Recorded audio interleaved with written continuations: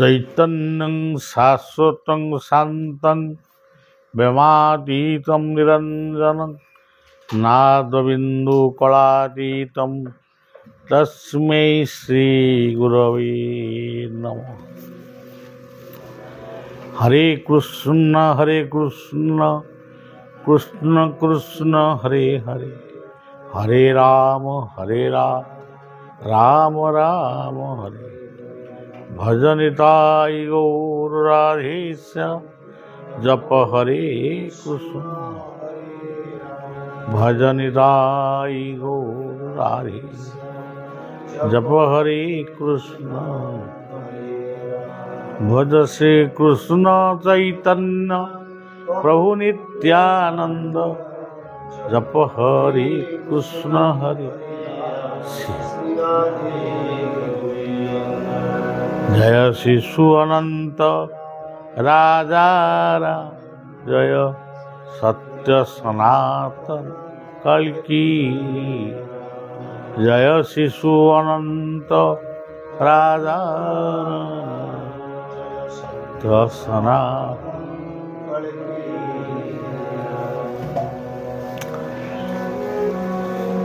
आज आमर पवित्र संध्यारे शिशु अनंत पवित्र क्षेत्र बा दरबार रे आमे सबुदिन भली आज भी गोटे सत्संग अनुष्ठित हम। यह आमर प्रत्येक दिन नित्य कर्म सहित समान। प्रार्थना परे टिके सत्संग हुए। आज भी से सत्संग हम, किंतु अप्रत्याशित भाव जो कथा बा जो कर्म बा जो लीला आसी पहुँची जाए, ताहा ही भगवत इच्छा बा भगवान कर आदेश बोली हमको धरिबा पड़ो। आमे पदे विपद कौन कही था कथारे सरी जाई था, किंतु हठात आमर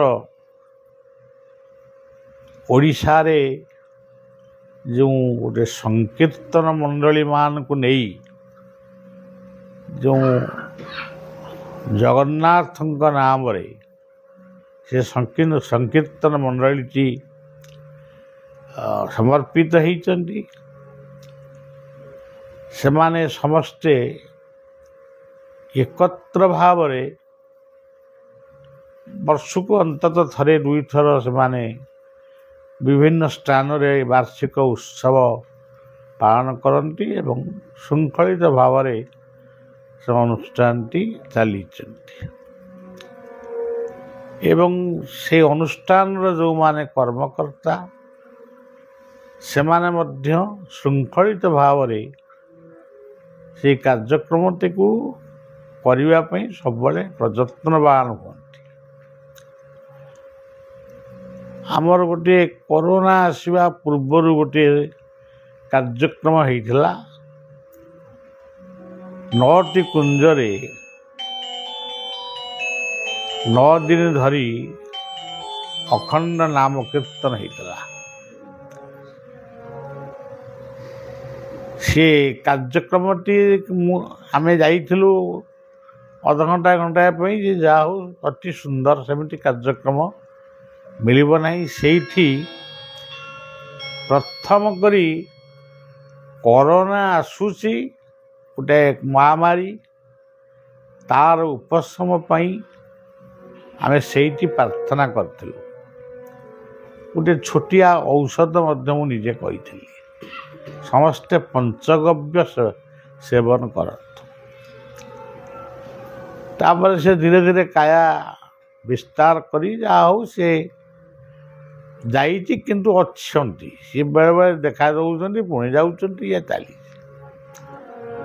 से बड़ी भाव रे आमर यही अनंत क्षेत्र रे एथि मध्य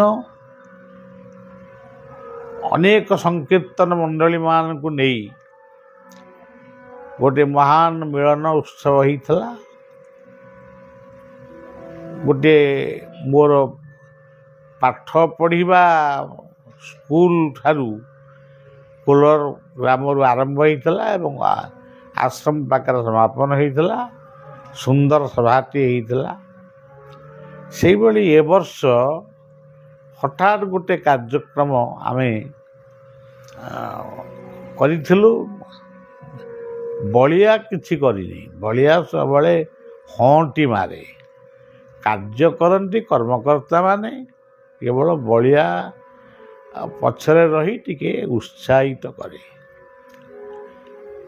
ସେହିଭଳି ଆଶ୍ରମର ଅନ୍ତେବାସୀରୁ ଜଣେ ଦୁଇ ଜଣ ଏବଂ ସଂକୀର୍ତ୍ତନ ମହାମଣ୍ଡଳର ସଭାପତି ନବଘନ ବାବୁ ଏବଂ ତାଙ୍କର ଯେଉଁମାନେ କର୍ମକର୍ତ୍ତାମାନେ ଆମର ଇଏ ସଂକୀର୍ତ୍ତନ ମଣ୍ଡଳୀ ଭିତରେ ଅଛନ୍ତି, ସେଇମାନଙ୍କୁ ନେଇ ଗୋଟେ ବହୁତ ବଡ଼ ସଂକୀର୍ତ୍ତନ ଶୋଭାଯାତ୍ରା ବଳଦେବଙ୍କ କ୍ଷେତ୍ର, ତୁଳସୀ କ୍ଷେତ୍ର ବଳଦେବଙ୍କ ଗ୍ରାମରେ ବା କ୍ଷେତ୍ରରେ 3 ଦିନ ଧରି କାର୍ଯ୍ୟକ୍ରମ ଅନୁଷ୍ଠିତ ହୋଇଥିଲା। ପ୍ରଥମ ଦିନ ସଂକୀର୍ତ୍ତନ ସମାବେଶ, ଅନେକ ସଂକୀର୍ତ୍ତନ ମଣ୍ଡଳୀମାନେ ଆସିଥିଲେ। ଲମ୍ବା ଶୋଭାଯାତ୍ରାରେ ସେମାନେ ଆସିଥିଲେ। ସେଦିନ ଥିଲା ସଂକୀର୍ତ୍ତନ ସମାବେଶର ପ୍ରଥମ ଦିବସ, ପ୍ରଥମ ସନ୍ଧ୍ୟା। ସେଇଦିନ ଠାରୁ 3ଟି ଦିନ ପବିତ୍ର ଭାଗବତ କଥା ଇଏ ସମ୍ବନ୍ଧରେ ଆଲୋଚନା ଚକ୍ର ଅନୁଷ୍ଠିତ ହୋଇଥିଲା। ଆଲୋଚନାଟି କେବଳ ମାନେ ଏ ଯେଉଁ ଗପିବା ବା ପ୍ରବଚନ ଦେବା ଭିତରେ ସେମିତି ନଥିଲା। ସେଥିରେ ବିଭିନ୍ନ କାର୍ଯ୍ୟକ୍ରମ ବି, ସାମାଜିକ ସେବା କାର୍ଯ୍ୟକ୍ରମ ବି ଥିଲା। ଅନେକ ବ୍ୟକ୍ତିତ୍ୱମାନଙ୍କୁ ସମର୍ଥିତ କରାଯାଇଥିଲା। ଏଇଭଳି କେତେକ କାର୍ଯ୍ୟକ୍ରମ, ପ୍ରତ୍ୟେକ ଦିନ ମହୋତ୍ସବ ବି ହେଉଥିଲା। ମହାପ୍ରଭୁ ଚୈତନ୍ୟ ଆଜକୁ 500 ବର୍ଷ ତଳେ ସେ ହଠାତ୍ ଆବିର୍ଭାବ ହେଲେ, ଜନ୍ମ ନେଲେ ପବିତ୍ର ଗଙ୍ଗା ନଦୀ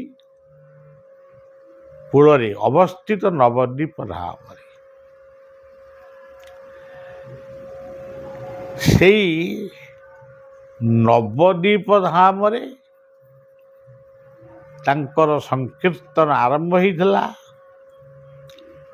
ପୁରୀ ଶ୍ରୀକ୍ଷେତ୍ରରେ ତାଙ୍କ ସଂକୀର୍ତ୍ତନ ସମାପ୍ତ ହୋଇଥିଲା। ଅର୍ଥାତ୍ ମହାପ୍ରଭୁ ଚୈତନ୍ୟ ସୁଦୂର ନବଦ୍ୱୀପରୁ ଆସି ପୁରୀ ଶ୍ରୀକ୍ଷେତ୍ରରେ ତାଙ୍କର ଦେହ ଅବସାନ କରିଥିଲେ। ସେତେବେଳେ ରାଜୁତି ଥିଲା, ଓଡ଼ିଶାର ରାଜୁତି ରାଜା ଥିଲେ ପ୍ରତାପରୁଦ୍ର ଦେବ। ଚୈତନ୍ୟଙ୍କର ସେ ଥିଲେ ପରମ ଶିଷ୍ୟ। ସିଏ ସାଧୁ ସନ୍ଥ ଏସବୁକୁ ଏତେ ଗ୍ରହଣ କରିପାରୁନଥିଲେ। ଚୈତନ୍ୟଙ୍କର ଆବିର୍ଭାବ ନାମ କୀର୍ତ୍ତନ ପ୍ରଚାରକୁ ମଧ୍ୟ ସେ ବିରୋଧ ବି କରୁଥିଲେ। ସେ ରାଜକୀୟ ଢାଞ୍ଚାରେ ଦୋଷୀକୁ ଉପଯୁକ୍ତ ଦଣ୍ଡ ବିଧାନ କରୁଥିଲେ। ତା ଭିତରେ ବଡ଼ ଦଣ୍ଡ ଥିଲା ଫାଶୀ ଦଣ୍ଡ। ଯେଉଁମାନେ ଭୁଲ କରୁଛନ୍ତି ବାରମ୍ବାର ତାଙ୍କୁ ଫାଶୀ ଦିଅ। ଏଇଭଳି ଅନେକ ଲୋକ ଫାଶୀ ପାଇବା ପରେ ନିଶ୍ଚୟ ଭଗବାନଙ୍କୁ ପ୍ରାର୍ଥନା କରିଛନ୍ତି, ରାଜାଙ୍କର ଆଦେଶକୁ କେମିତି ପରିବର୍ତ୍ତନ ହେବ। ତେଣୁ ଜଗତରେ ପୁଣି ଆଉ ଜଣେ ରାଜା ଅଛନ୍ତି। ଯେମିତି ଆଜି ପୃଥିବୀରେ ବହୁ ଦେଶ, ବହୁ ରାଜା, ବହୁ ରାଜନୀତି ଚାଲିଛି। କିନ୍ତୁ ସମସ୍ତେ ଜାଣିଛନ୍ତି କି ନାହିଁ ଆମେ ଜାଣିଛୁ ଏମାନେ ସବୁ ନିମିତ୍ତ ମାତ୍ର। ସମସ୍ତଙ୍କ ଉପରେ ଆଉ ଜଣେ ମାଲିକ ଅଛନ୍ତି, ପ୍ରକୃତ ଯିଏ ଜଗତର ରାଜା, ଯାହାଙ୍କୁ ଆମେ ଦେଖିପାରୁନୁ, କିନ୍ତୁ ଆମ କୃତକର୍ମକୁ ସିଏ ହିଁ ପ୍ରକୃତରେ ସମୀକ୍ଷା କରୁଛନ୍ତି। ମହାପ୍ରଭୁ ଚୈତନ୍ୟ ହଠାତ୍ ପ୍ରତାପରୁଦ୍ର ଦେବଙ୍କ ଶୟନ କକ୍ଷରେ ଆବିର୍ଭାବ ହେଲେ। ଏହାକୁ କିଏ ସ୍ୱପ୍ନ କୁହନ୍ତି, କିଏ ଜାଗ୍ରତ ବୋଲି କୁହନ୍ତି। ତେଣୁ ଆମେ ତ ତାକୁ ଠିକ୍ ପ୍ରମାଣ କରିପାରିବାନି, ସ୍ୱପ୍ନରେ ହଉ ଜାଗ୍ରତରେ ହଉ। ମହାପ୍ରଭୁ ଚୈତନ୍ୟ ପ୍ରତାପରୁଦ୍ର ଦେବଙ୍କୁ କହିଲେ, ହେ ରାଜନ, ମୁଁ ଆସିଛି ଗୋଟେ ଭିକ୍ଷା ମାଗିବା ପାଇଁ। ରାଜା ତ ଚୈତନ୍ୟଙ୍କୁ ଏତେ ପସନ୍ଦ ବି କରୁନଥିଲେ। ସେଥିରେ ଦେଖିବା ପାଇଁ ଆମର ଯେଉଁ ଅବତାର ମାନଙ୍କର ବର୍ଣ୍ଣନା ହେଇଛି ଭାଗବତରେ, ଜୟଦେବ ଯେଉଁ 10 ଅବତାର କହିଛନ୍ତି, ଭାଗବତରେ 24ଟି ଅବତାରଙ୍କ କଥା ଅଛି। ସବୁ ଅବତାର ଭିତରେ ସବୁଠାରୁ ସୁନ୍ଦର ଢଙ୍ଗର ଗୋଟେ ମାନେ ମଣିଷକୃତି ଅବତାର ହେଉଛନ୍ତି ଚୈତନ୍ୟ ସୁନ୍ଦର, ଯାହାଙ୍କୁ ଗୌରାଙ୍ଗ ସୁନ୍ଦର ବୋଲି କୁହାଯାଏ, ଯାହାଙ୍କୁ ଯିଏ ନିମ୍ବ ଗଛ ମୂଳେ ଜନ୍ମ ହେଇଥିଲେ ବୋଲି ତାଙ୍କୁ ନିମାଇ ବୋଲି ଶ୍ରଦ୍ଧାରେ ଲୋକ ଡାକୁଥିଲେ। ସେ ଥିଲେ ରାଧା, ତାଙ୍କୁ କହୁଥିଲେ ଦେଖିବାକୁ ପ୍ରଚଣ୍ଡ ଗୋରା ଥିଲେ, ତାଙ୍କୁ ଗୋରା ବୋଲି ବି ଲୋକ ସମ୍ବୋଧନ କରୁଥିଲେ। ଗୋ କହିଲେ ଗୋବିନ୍ଦ, ରା କହିଲେ ରାଧା। ରାଧା ଓ ଗୋବିନ୍ଦଙ୍କର ମିଳିତ ତନୁ ହେଉଛନ୍ତି ଚୈତନ୍ୟ। ଦ୍ୱାପର ଯୁଗରେ କୃଷ୍ଣ ଅବତାରରେ ଗୋପୀମାନଙ୍କର କୃଷ୍ଣଙ୍କୁ ଯେଭଳି ଭାବରେ ଭଲ ପାଉଥିଲେ, କୃଷ୍ଣ ଯେତେବେଳେ ରାଧାଙ୍କର ଦେହତ୍ୟାଗ ହେଇଛି, ସେଇଠି କୃଷ୍ଣ ନିଜେ କହିଛନ୍ତି ଯେ ତୁମେ ମୋତେ କେତେ ଭଲ ପାଉଥିଲ, ମୁଁ ସେ ଭଲ ପାଇବାଟାକୁ ଜାଣିପାରିଲି ନାହିଁ। ସେ ଭଲ ପାଇବାଟା କିପରି, ତାକୁ ଜାଣିବା ପାଇଁ ମୋତେ ଆଉ ଗୋଟେ ଅବତାର ନେବା ପାଇଁ ହେବ। ପ୍ରତିଜ୍ଞା କରୁଛି ନିକୁଞ୍ଜ କାନନେ, କଳିରେ ଗୌରାଙ୍ଗ ହେବି, ରାଧା ନାମ ତୁଣ୍ଡେ ଗାଇ ଏ ବ୍ରହ୍ମାଣ୍ଡେ, ପ୍ରେମ ବାଦ୍ୟ ବଜାଏ। ନଦିଆ ହୋଇବ ଗୁପ୍ତ ବୃନ୍ଦାବନ, ଗଙ୍ଗା ହୋଇବ ଯମୁନା, ସଖୀ ସଖା ଯେତେ ଥିବେ ମୋ ସଙ୍ଗତେ, ଉଡ଼ାଇବେ ଜୟଗାନା। ଏସବୁ ଲମ୍ବା କଥାକୁ ମୁଁ ସଂକ୍ଷିପ୍ତ କରିବାକୁ ଚାହୁଁଛି। ମାନେ ଚୈତନ୍ୟ ହେଉଛନ୍ତି ଆଦାନୁଲମ୍ବିତ ବାହୁ। ଏଭଳି ବାହୁ ମଧ୍ୟ କାହାର ଆଜି ପର୍ଯ୍ୟନ୍ତ ଅଛି ବୋଲି ଧାରଣା ଆସେନି।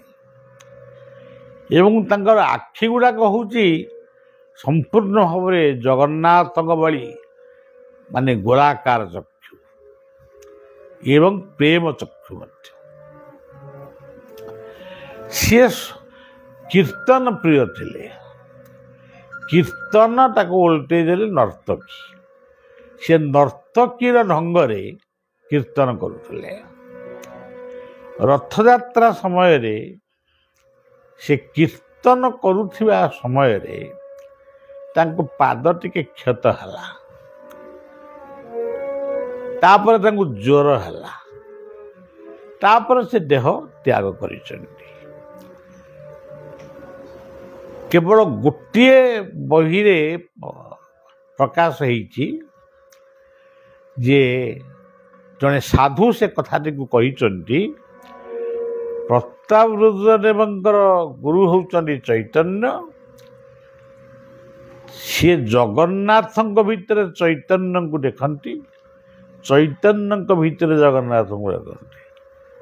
ମହାପ୍ରଭୁଙ୍କର ଯେତେବେଳେ ଦେହତ୍ୟାଗ ହେଇଛି, ଆଜି ବି ପୁରୀ ଶ୍ରୀକ୍ଷେତ୍ରରେ ଗମ୍ଭୀରା ସିଏ ସ୍ଥାନ ବି ଅଛି। ମହାପ୍ରଭୁ ଚୈତନ୍ୟ ଯେଉଁ ବଉଳ ଗଛର ଡାଳରେ ଦାନ୍ତ ଘଷୁଥିଲେ ତାକୁ ପୋତି ଦେଇଥିଲେ, ସେ ଗଛଟା ଏପର୍ଯ୍ୟନ୍ତ ବି ଅଛି। ତାକୁ ସିଦ୍ଧ ବକୁଳ ବୋଲି କୁହାଯାଏ। ତେବେ ଯାହା ହଉ, ସେଇ ଚୈତନ୍ୟଙ୍କୁ ସିଏ ଜଗନ୍ନାଥଙ୍କର ଯେଉଁଠି ନବକଳେବର ସମୟରେ ତାଙ୍କୁ ସମାଧି ଦିଆଯାଏ, ତାଙ୍କ ପୁରୁଣା ବିଗ୍ରହକୁ, ସିଏ ଯେହେତୁ ଭାବୁଥିଲେ ଚୈତନ୍ୟ ହେଉଛନ୍ତି ମୋ ପାଇଁ ଜଗନ୍ନାଥ, ରାଜାଙ୍କର ଆଦେଶ, ସେ ଆଦେଶ ଥିଲା ସେଇ ସ୍ଥାନରେ ମୋର ଗୁରୁ ବା ମହାପ୍ରଭୁଙ୍କୁ ସେଇଠି ସମାଧି ଦିଆଯିବ। ଏ କଥାକୁ ବଳିଆ ଏଠି କହୁଛି, ଗୋଟିଏ ବହିରୁ ଆପଣ ନିଶ୍ଚୟ ତାକୁ ପାଇବେ। ସେ ବହିଟିକି ଲେଖିଛନ୍ତି ଆମର ପୂର୍ବତନ ମୁଖ୍ୟମନ୍ତ୍ରୀ ଯିଏ ଥିଲେ ଜାନକୀ ବଲ୍ଲଭ ପଟ୍ଟନାୟକ। ସିଏ ଏ କଥାଟିକୁ ସଂଗ୍ରହ କରିଛନ୍ତି।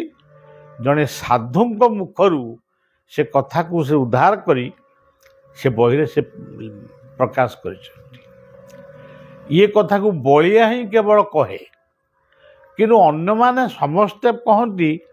କିଏ କହେ ଚୈତନ୍ୟ ବିଲୀନ ହେଇଗଲେ, କିଏ କହେ ଜଗନ୍ନାଥଙ୍କ ସହିତ ମିଶିଗଲେ, କିଏ କହେ ସେ ସମୁଦ୍ର ବାଲିରେ ଯାଉଥିଲେ ଆମେ ଦେଖିଛୁ ସେ କୁଆଡ଼େ, ମାନେ ଏମିତି ବିଭିନ୍ନ କଥା ତାଙ୍କ ବିଷୟରେ କହେ।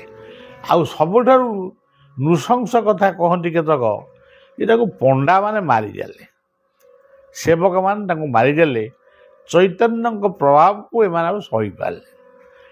ଚୈତନ୍ୟଙ୍କ ଯେଉଁ ମହିମାକୁ ସମସ୍ତ ଚୈତନ୍ୟକୁ ମାନିବ, ଆଉ ଜଗନ୍ନାଥଙ୍କୁ କିଏ ମାନିବ? ଆକୁ ମାରିଦିଅ। କିନ୍ତୁ ପ୍ରକୃତରେ ବଳିଆର ଅନୁଭବ ଏଇସବୁ କଥା ହେଉଛି ଯେଉଁଟା କହନ୍ତି ଆମ ଓଡ଼ିଆରେ ଗୁଲିଖଟି ଗପ, ଏଗୁଡ଼ା ସବୁ ଗୁଲିଖଟି ଗପ। କିନ୍ତୁ ସେ ମହାପ୍ରଭୁ ଜଗନ୍ନାଥଙ୍କର ଶ୍ରୀଅଙ୍ଗରେ ବିଲୀନ ହେଇଛନ୍ତି, ଏକଥା ସତ୍ୟ। ସିଏ ସମାଧି ତାଙ୍କ ଦେହଟା କେଉଁଠି ନେଇଛି, କ'ଣ କରିଛି, ସେ କଥାଟା ଅଲଗା କଥା। ଆଜି ବି ଆପଣ ଜଗନ୍ନାଥଙ୍କ ମନ୍ଦିରର ଗରୁଡ଼ ସ୍ତମ୍ଭ ପାଖରେ ଦଣ୍ଡବତ ହେଲାବେଳେ ଗରୁଡ଼ ସ୍ତମ୍ଭର ଠିକ୍ ପଛକୁ ଗୋଟେ ସ୍ଥାନରେ ଆପଣ ଦେଖିବେ 3ଟି ଅଙ୍ଗୁଳି ଚିହ୍ନ ରହିଛି। ସେ ଅଙ୍ଗୁଳି ଚିହ୍ନଟି ହେଉଛି ମହାପ୍ରଭୁ ଚୈତନ୍ୟ। ସିଏ ଯେତେବେଳେ ପ୍ରଥମ ଜଗନ୍ନାଥଙ୍କୁ ଦର୍ଶନ କରିଛନ୍ତି, ସେ ଅଙ୍ଗୁଳି ଚିହ୍ନଟା ରହିଯାଇଛି। ତାକୁ କେବଳ ବୈଷ୍ଣବମାନେ ଖୋଜିକିରି ସେ ଜାଗାରେ ମୁଣ୍ଡରେ ମାରନ୍ତି। ଆମ କଟକର ଗଡ଼ଗଡ଼ିଆ ଘାଟରେ ଆପଣ ଦେଖିବେ, ଗଡ଼ଗଡ଼େଶ୍ୱର ମହାଦେବଙ୍କ ପାଖରେ ଦେଖିବେ ମହାପ୍ରଭୁ ଚୈତନ୍ୟଙ୍କର ପାଦପଦ୍ମ ଗୋଟେ ପଥର ଉପରେ ରହିଛି। ସିଏ ଆଜି ବି ପୂଜା ପାଉଛନ୍ତି, କିନ୍ତୁ କେହି ତାଙ୍କୁ ଜାଣୁନାହାନ୍ତି। ଏଇଭଳି ଭାବରେ ମହାପ୍ରଭୁ ଚୈତନ୍ୟଙ୍କର ଆଉ ଗୋଟେ ସ୍ୱରୂପ, ବାସ୍ତବ ସ୍ୱରୂପ ହେଉଛି, ଯେତେବେଳେ ଜଗନ୍ନାଥ ମାନେ ଅନବାସର ଗୃହରେ ରୁହନ୍ତି, ସେତେବେଳେ ବ୍ରହ୍ମଗିରିରେ ଅଲାରନାଥଙ୍କୁ ଦର୍ଶନ କରନ୍ତି। ମହାପ୍ରଭୁ ଚୈତନ୍ୟ ଯେଉଁ ପଥର ଉପରେ ପଡ଼ିଯାଇଛନ୍ତି ମୂର୍ଚ୍ଛା ଯାଇକିରି, ସେ ପଥର ଉପରେ ତାଙ୍କର ପୁରା ମୁଣ୍ଡଠାରୁ ପାଦ ପର୍ଯ୍ୟନ୍ତ ସେ ଚିହ୍ନଟି ଆଜି ବି ରହିଛି। ସେଠି ମନ୍ଦିରଟି ହେଇଯାଇଛି ଏବଂ ତାକୁ ବୈଷ୍ଣବମାନେ ଦର୍ଶନ କରନ୍ତି। ତେଣୁ ସେ କେଉଁଭଳି ଅବତାର ଥିଲେ, ଯେ ପଥର ଭିତରେ ଠିଆ ହେଇଗଲା ପରେ ମଧ୍ୟ ପଥର ତରଳି ଯାଉଥିଲା। ପୁରୀ ଜଗନ୍ନାଥଙ୍କ ମନ୍ଦିର ତାଙ୍କ ଆଙ୍ଗୁଳି ଚିହ୍ନ ଆଜି ବି ରହିଛି। ଗଡ଼ଗଡ଼େଶ୍ୱର ମହାଦେବଙ୍କ ନାଁ ଗଡ଼ଗଡ଼େଶ୍ୱର ହେଲା, ହେଲେ ମହାପ୍ରଭୁ ଚୈତନ୍ୟ ସେଠି ମାନେ କୀର୍ତ୍ତନ କରି ଗଢ଼ିଥିଲେ, ନା ଗଡ଼ଗଡ଼େଶ୍ୱର ମହାଦେବ ବୋଲି କୁହାଯାଏ। ତେଣୁ ମହାପ୍ରଭୁ ଚୈତନ୍ୟଙ୍କର କଥା ଆଜି ବି ପୃଥିବୀରେ ପ୍ରଚାର ହେଇପାରିନି। କିନ୍ତୁ ଅଙ୍ଗବଙ୍ଗ ଚୈତନ୍ୟଙ୍କର ପୁଣି ପରିବ୍ରାଜକ ସିଏ ଥିଲେ, ପାଦରେ ଚାଲି ଚାଲି ଦାକ୍ଷିଣାତ୍ୟ ପର୍ଯ୍ୟନ୍ତ ଦକ୍ଷିଣ ଭାରତକୁ ମାନେ ସେ ବି ଜୟ କରିଥିଲେ। ଆମେ ତ ସେ ଭାଷାକୁ କହିପାରୁନୁ, सी केमिति जाइथिले कौन करथिले माने पुणी अल्प बयस तेणु यही माने अद्भुत प्रेमावतार बोली आमे तांको कहू किंतु चैतन्य कथा अन्य माने केही उठाती हे कहती जने भक्त तेरे यही चैतन्य प्रतापरुद्र देव को कही मु गोटे भिक्षा मागिया को आसी से कहते आपण कौन भिक्षा चाहूँगी ना मो भिक्षा किसी धन रत्न ये सब चाहूनी मोर गोटे भिक्षा होची आज पर्यंत आपण जिते व्यक्ति को फांसी दंड दंडित करिसंती ता भितर जेकोसी गोटे व्यक्तिर जीवन दान मु चाहूँगी सेटा को मत दिंतु से आश्चर्य हेले मु तो फांसी देदेली से तो मरीगला से स्वर्गद्वार पड़ाला आउ मु पुणी बंचेकरी कौटू आनी सेटा मु पारिबिनी ना जदि जीवन को आपण दान करि पारिबेनी जे जीवन को फांसी देवार अधिकार आपको देछि किए प्रतापरुद्रदेव कहले मो आगे तो एमिति कथा कहीं कहते आपण किए ना मु से निमाई सन्यास नवद्वीप मोर जन्म मु ओडिया मो वंश होउछन्ति ओडिया किंतु नवद्वीप रही जाइछन्ति मो पितृपिता माने रही जाइथिले जाजपुर अंचल जाई तेणु आम बंगाली हो जाइलु तेणु आमको बंगाली बोली लोक कहते सेठी प्रतापरुद्र देवंकर परिवर्तन घटी महाप्रभु चैतन्यंकर से शिष्यत्व ग्रहण करुले एमितिकी ओडिशा को जेतेबेले मोगल साम्राज्य माने आक्रमण करते ये मृदंग बजे कीर्तन करते आज भी ऐतिहासिक माने केतक ऐतिहासिक माने कहती चैतन्य ओडिशा को पंगु करदे से प्रतापरुद्र देव को पंगु करदे ये सबू कथा हूँ आम क्षुद्र भावनार गोटे गोटे अंश कि प्रकृत से महाप्रभु चैतन्य जे कहते तुम्हें आउ क्या दंड दबनी फांसी दंड कथा सीना मना करते से राजनीति सन्यासी नापी कही तेणु से चैतन्यंकर समय यही ओडिशा माटी आउ 5 जन महापुरुष आसीथिले अच्युत शिशु अनंत जशवंत बलराम जगन्नाथ सी थिले गौरांग नित्यानंद अद्वैत गदाधर सेवा सी 5 को ये 5 सेतबेले आपण लक्ष्य करंतु चिंता करिवे सेतबेले ओडिशा माटी रे गोटाए अद्भुत आध्यात्मिक साम्राज्य सृष्टि होता ये राधांकर तत्व कहूले पंचसखा माने ये राधांकर नाम कहूले जगन्नाथ दास को पचारे तुम आप भागवत पढ़ुंट यदि राधांक नाम नहीं ये कहले राधा नहले कौन राधांक नाम मुझे से महाप्रभु चैतन्य जगन्नाथ दास को कही आपण अति बड़ी जगन्नाथ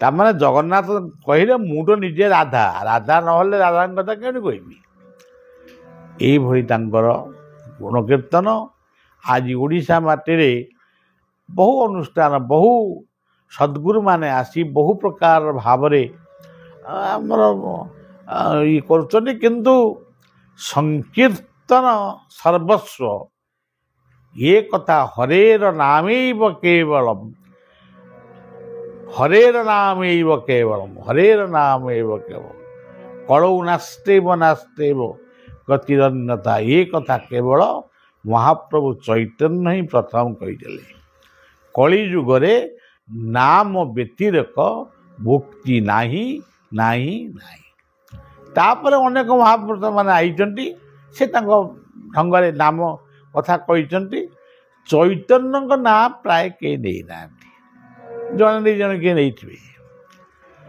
तेणु आमे ଆମେ ଚୈତନ୍ୟଙ୍କର ଆମେ ଯେଉଁ ନାମ କରୁ ଆମର ଯାହା କରୁଛୁ କରୁ କିନ୍ତୁ ଆମେ ସେଇ ତାଙ୍କରି ଲୋକ।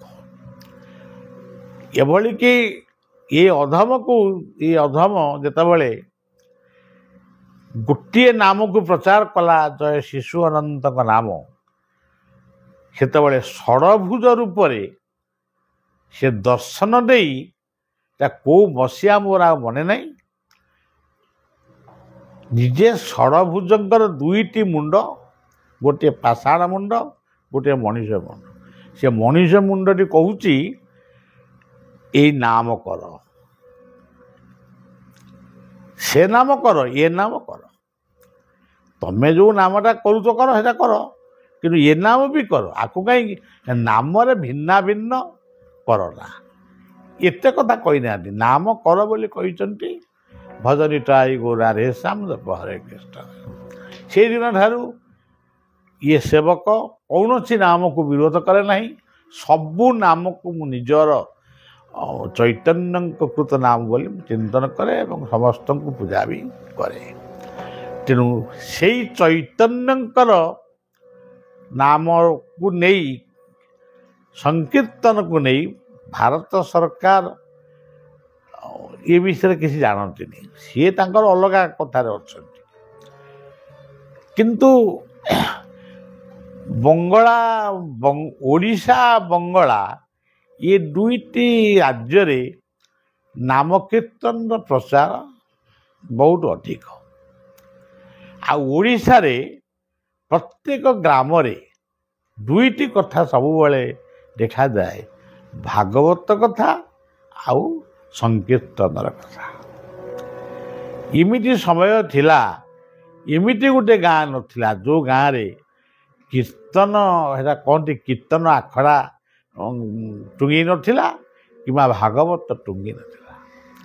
କିନ୍ତୁ ଆଜି ସବୁ ବିପନ୍ନ, ମଦ୍ୟ ମାଦକରେ ଆଜି ମଣିଷ ବ୍ୟସ୍ତ। ତଥାପି ସତ୍ୟ ବଞ୍ଚି ରହିଛି। ଗୋଟେ 42 ମଣ୍ଡଳ କୀର୍ତ୍ତନ ମଣ୍ଡଳୀ ଗୋଟେ ଗଢ଼ା ହେଇଥିଲା।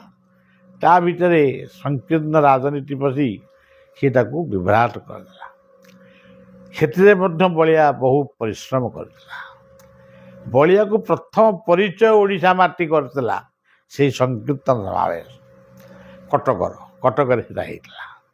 ମହାପ୍ରଭୁ ଚୈତନ୍ୟଙ୍କ 500 ବର୍ଷ ଜନ୍ମୋତ୍ସବ ଆମେ ପାଳନ କରିଥିଲୁ। ଇଏ ବେଶୀ ତ ସେଦିନ ଚାଲିଗଲା ପରେ ଆମେ ସେ କଥାଟାକୁ ମନେ ରଖିଥିଲୁ, କିନ୍ତୁ ଭାବୁଥିଲୁ ଗୋଟେ କେମିତି ହୁଅନ୍ତା ଏମିତି। ପୁଣି ହଠାତ୍ ଏଇ ନବଘନ ବାବୁ ଏବଂ ଆଉ କେତେଜଣ ମିଶି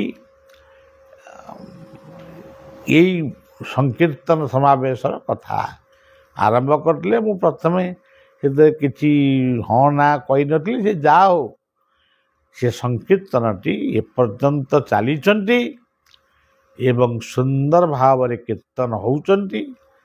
ତାର ବିଭିନ୍ନ ସ୍ଥାନରେ ବାର୍ଷିକ ଉତ୍ସବ ମଧ୍ୟ ହେଉଛି। ସେଇ ଚୈତନ୍ୟଙ୍କ ପାଖରେ ଆମର ପ୍ରାର୍ଥନା, ସିଏ ହିଁ ଇଏ ସଂକୀର୍ତ୍ତନ ମହାମଣ୍ଡଳକୁ ରକ୍ଷା କରନ୍ତୁ, ସେମାନଙ୍କ ଭିତରେ ସଦ୍ବୁଦ୍ଧି ସଦ୍ଜ୍ଞାନ ଦିଅନ୍ତୁ।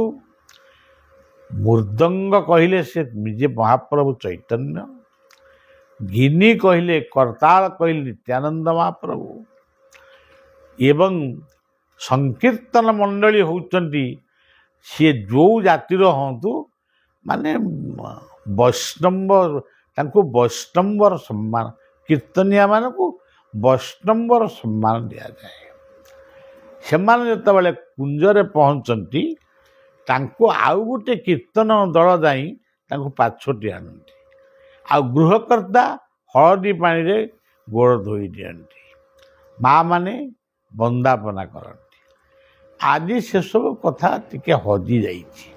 ଅତ୍ୟାଧୁନିକ ଯୁଗକୁ ନେଇ ଏସବୁ କଥା ଟିକେ ହଜିଯାଇଛି ବା ସୁପ୍ତ ହୋଇଯାଇଛି। ତଥାପି ରହିଛି ଓଡ଼ିଶୀ କୀର୍ତ୍ତନ, ନଦିଆ କୀର୍ତ୍ତନ, ଇଏ କୀର୍ତ୍ତନ କେବେ ବୁଡ଼ି ପାରିବ ନାହିଁ। ଆଜି ଓଡ଼ିଶୀ କୀର୍ତ୍ତନ ମଧ୍ୟ ମାନ୍ୟତା ପାଇଛି।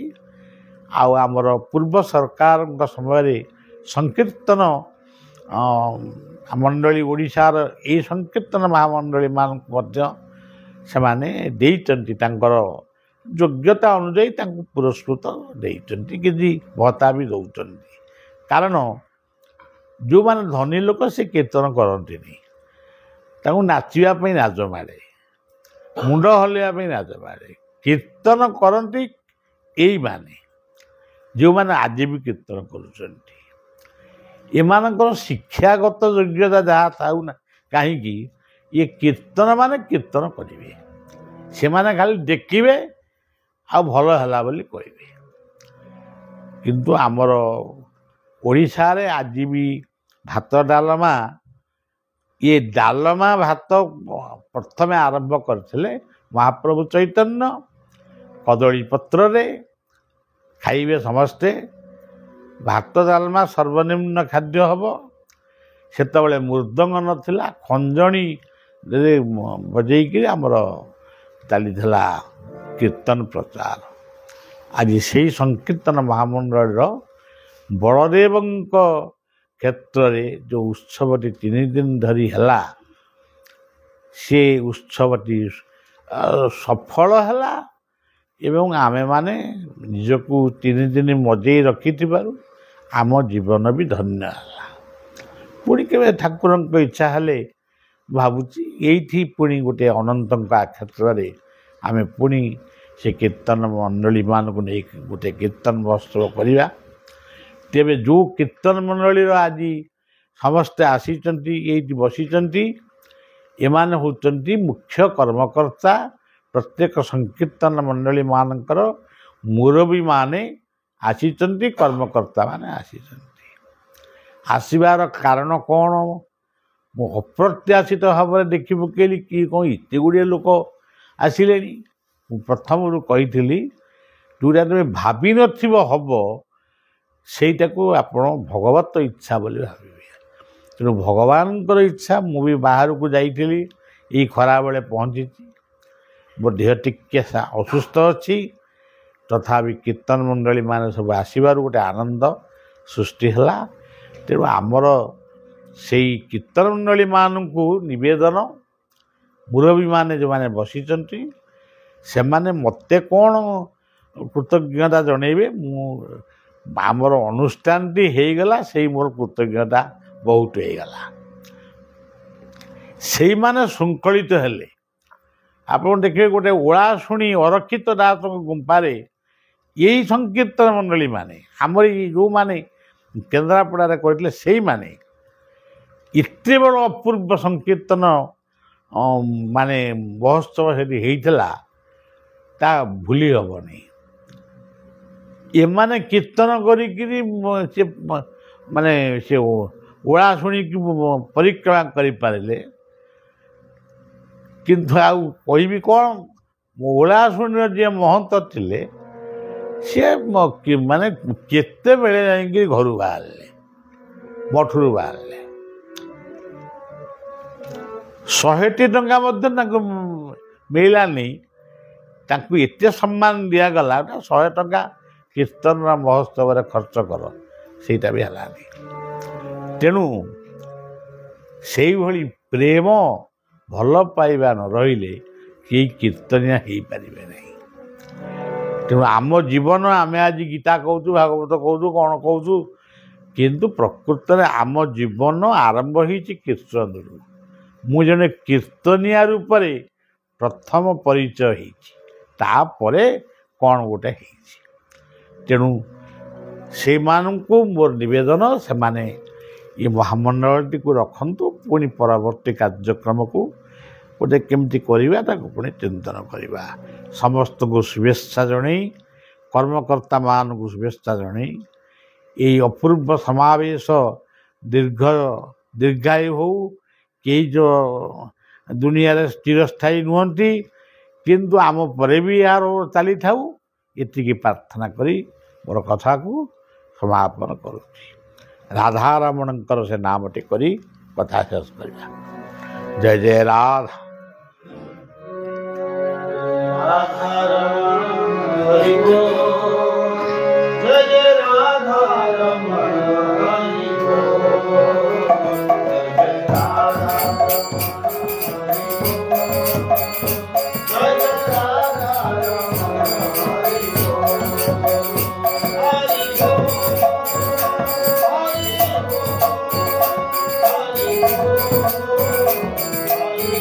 Hari Bol.